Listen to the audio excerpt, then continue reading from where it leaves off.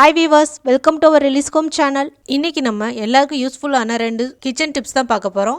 அதுக்கு முன்னாடி நம்ம Release Home channel-ல subscribe பண்ணாம இருந்தீங்கன்னா subscribe பண்ணிருங்க, பக்கத்துல உள்ள bell icon-ஐ click பண்ணிக்கங்க. இப்போ வீடியோக்குலாம் போலாம் வாங்க.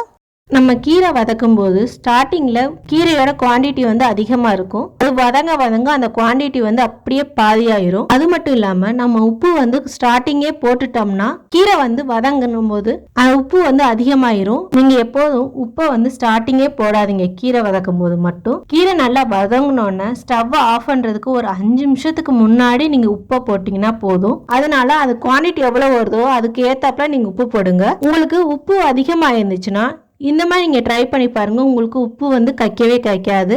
இன்கேஸ் உங்களுக்கு உப்பு வந்து அதிகமாக இருந்துச்சுன்னா நீங்கள் தேங்காவை அதுக்கு ஏத்தாப்புல கொஞ்சம் கூடவோ குறைச்சோ போட்டுக்கலாம். உப்பு கூட இருந்துச்சுன்னா தேங்காவை கொஞ்சம் அதிகமாக சேர்த்துக்கோங்க. உப்பு கரெக்டாக இருந்துச்சுன்னா அதுக்கு ஏத்தாப்புல நார்மலாக தேங்காவை போடுங்க. ஏன்னா உப்பை வந்து தேங்காய் ஈக்குவல் பண்ணிடும்.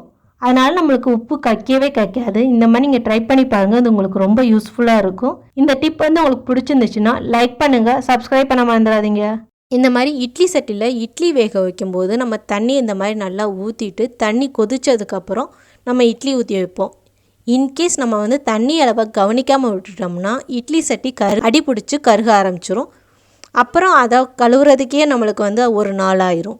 அதுக்கு இந்த மாதிரி நம்மளுக்கு இட்லி சட்டி அடி பிடிக்காமல் இருக்கிறதுக்கு இந்த மாதிரி நீங்கள் ட்ரை பண்ணி பாருங்கள். உங்களுக்கு சூப்பராக உங்களுக்கு வந்து ரிமைண்டர் மாதிரி கொடுத்துரும். அதுவே வேறு ஒன்றும் இல்லை.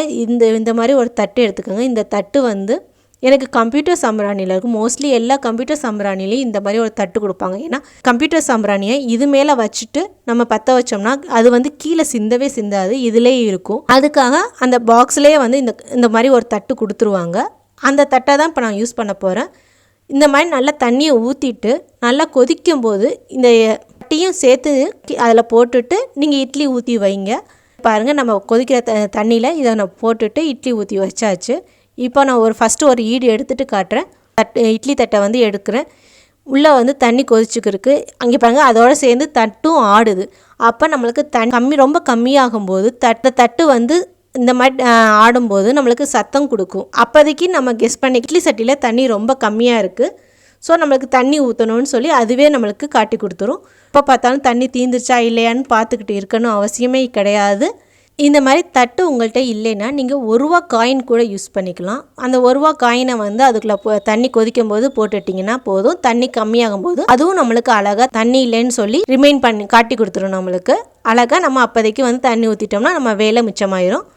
சட்டியும் வந்து அடி பிடிக்காது. இந்த மாதிரி நீங்கள் ட்ரை பண்ணி பாருங்கள். உங்களுக்கு ரொம்பவே யூஸ்ஃபுல்லாக இருக்கும்.